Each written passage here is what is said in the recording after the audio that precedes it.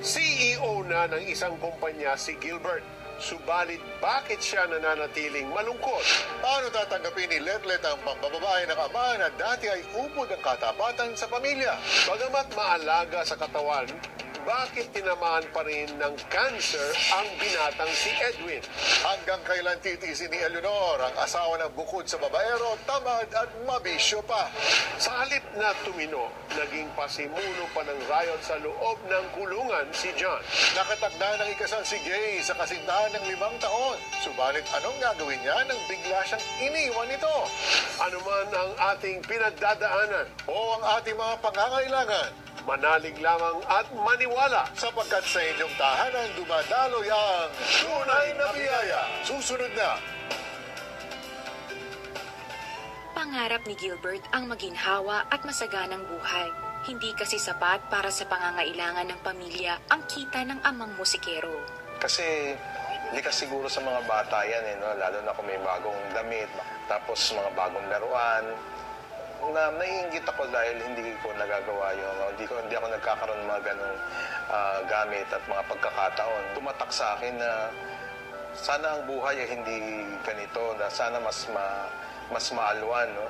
Ang insecurity ko, moving forward, is paano ba ako makaka-escape sa ganitong sitwasyon? Ang nangyari sa akin is nakibarkada ako, nalulung din ako sa mga masamang bisyo. Sa kabila nito, nananatiling tapat ang magulang ni Gilbert sa pagpapaalala sa kanya tungkol sa kahalagahan ng edukasyon.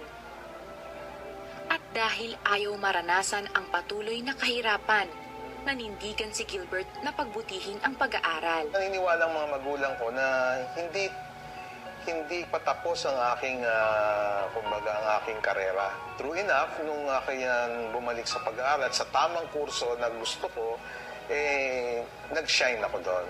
At doon ko nalaman na meron pa palang pangalawang pagkakataon sa mga taong gustong magsumikap.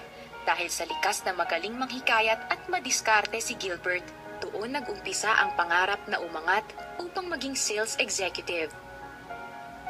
Vision ko is, yun nga, magkakaroon ako ng magandang sasakyan, na medyo maganda ang bihis, di ba? At meron tayong mga malalaking customer na makausap natin yung mga mga may-ari na ng kumpanya. Dahil sa taglay na determinasyon, nakamit ni Gilbert ang naisin. Habang nilalasap ang kanyang pag-arangkada sa naturang propesyon, lalo siyang nagkaroon ng inspirasyon na magsumikap nang magkaroon siya ng sariling pamilya. Pinalad kami magkaroon ng actually 2 anak noon pa, no? Pero yung aking pangalawang child turned out to be a special child. Obviously, itong mga ganitong klaseng mga bata ay hindi magiging gainfully employed. Now, nagkaroon ako ng dilema kasi kung ako ay magiging empleyado lamang, there is no way I can support my child sa panahon na magre-retire na ako. Kaya sabi ko, siguro the only way I could assure ourselves, including my child, of a good life is for me to engage in a business. Yun ang naging daan para nga dito sa mga pangyayari sa buhay ko ngayon. From a salesman, nagkaroon kami ng business. So, bali ako doon parang kumbaga industrial partner lang dahil wala naman ako masyadong puna. Pero dahil napalaki namin ng kumpanya, lumaki ito na sobra na for everybody.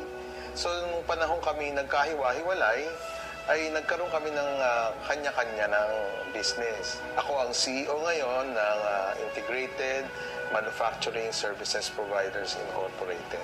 Pagkalipas ng mga taon, ay nakaramdam pa rin si Gilbert ng kahungkagan sa kanyang pagkatao. Sabi nga the room at the top is a lonely place. No? Kasi pag nandun ka sa taas, ikaw yung mag-isa. Habang dinaramdam ang matinding pagkalumbay, isang tanong mula sa kanyang kaibigan ang tila nagbabago sa pananaw ni Gilbert tungkol sa tunay na tagumpay. She asked me kung gusto ko daw bang maligtas. So I was caught with that question. So I never realized that to be saved, napakadali lamang. No? Unang-una ay tanggapin mo si Kristo na ating Diyos at tagapagligtas. I realized that true enough, I found the Lord back. Kung nooy pangarap lamang ang maginhawang buhay para kay Gilbert, ngayon ay dinagdagan pa ito ng Diyos ng kapayapaan at kaligayahang hindi kayang pigitan ng anumang salapi at tagumpay. Kayamanan, hindi mo naman kayang dalhin ito eh. Hindi mo kayang dalhin ito sa susunod na buhay. So, ang mas importante is kung ano ang nabibuild mong kayamanan sa kaharian ng Panginoon. Ultimate gratification in life is to be able to find yourself in the Lord. Imagine that, Maria, a successful man went up